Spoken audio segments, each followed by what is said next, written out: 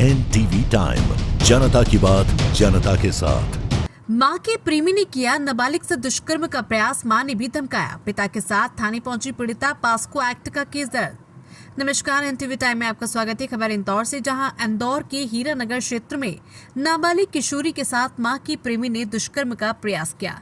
जब पीड़िता ने इसका विरोध किया तो मां ने भी प्रेमी का साथ देते हुए उसे धमकाया, जिसके बाद नाबालिग ने पिता को घटना की जानकारी दी और थाने पहुंचकर केस दर्ज कराया। हीरानगर पुलिस के मुताबिक घटना थाना क्षेत्र में रहने वाली 17 वर्षीय नाबालिग के साथ 22 सितंबर की रात में हुई।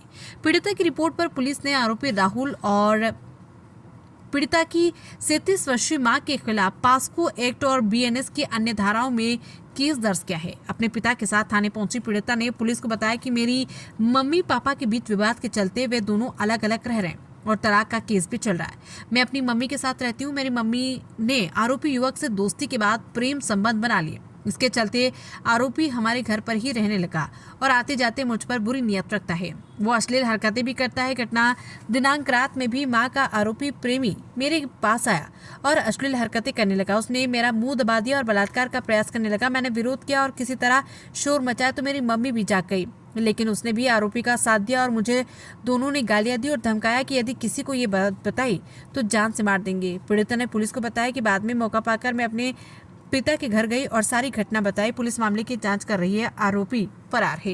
इंदौर से हार्दिक प्रजापति की रिपोर्ट। मामला सामने आया जिसमें एक महिला के प्रेमी ने उसकी ही बेटी को छेड़छाड़ की। हाँ, कल दिनांक को पीड़िता के द्वारा एक शिकायत की गई है कि उसके मदर और फादर के बीच में डिस्प्यूट चल रहा है और वो अपनी माँ के साथ में रहती है।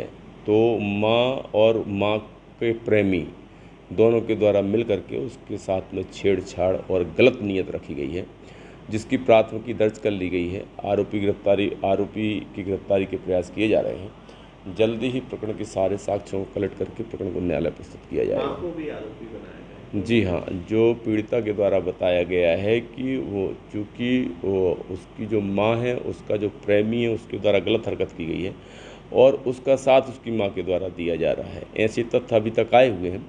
शेष और भी साक्ष्य जुटाए जा रहे हैं, उसके आगे की कार्रवाई की जाएगी।